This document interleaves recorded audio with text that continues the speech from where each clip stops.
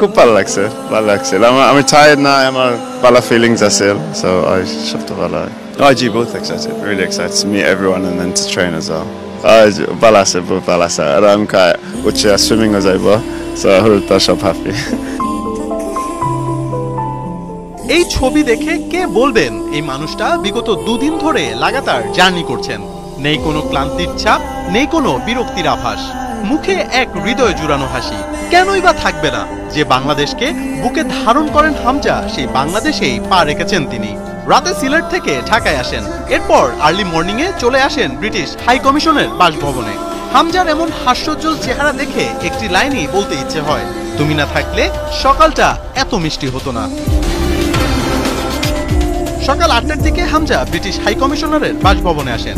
সেখানে প্রায় 1.5 ঘন্টা চলে সাক্ষাৎ। 9:30টার দিকে বেরিয়ে আসেন তিনি। সারাদিন বাফুফের সাথে হামজার বিজি শিডিউল। তবে ঢাকার প্রথম সকালটা বেশ উপভোগ করেছেন Hamza Chowdhury.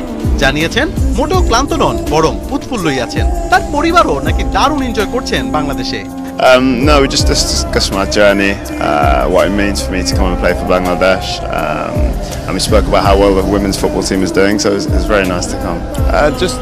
Just to share my experience and just to enjoy it. Yeah, he's very excited. He thinks the team's really ready. So inshallah we'll be able to go to India and play well. Happy, I'm very very happy. I've said lots of times, home away from home, so it's in my heart. So I love it. মুখে একগাল ভালোবাসার হাসি নিয়ে ভক্তদের আবদারও মিটিয়েছেন হামজা। ভক্তদের selfie তোলার আবদার পূরণ করেছেন একে একে।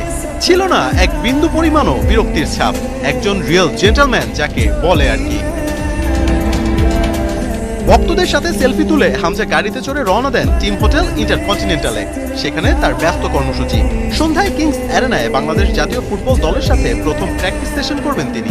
তারপরই ধরবেন ভারতের ফ্লাইট, উদ্দেশ্য ভারত বল। মোহাম্মদ আদনান, ৭১।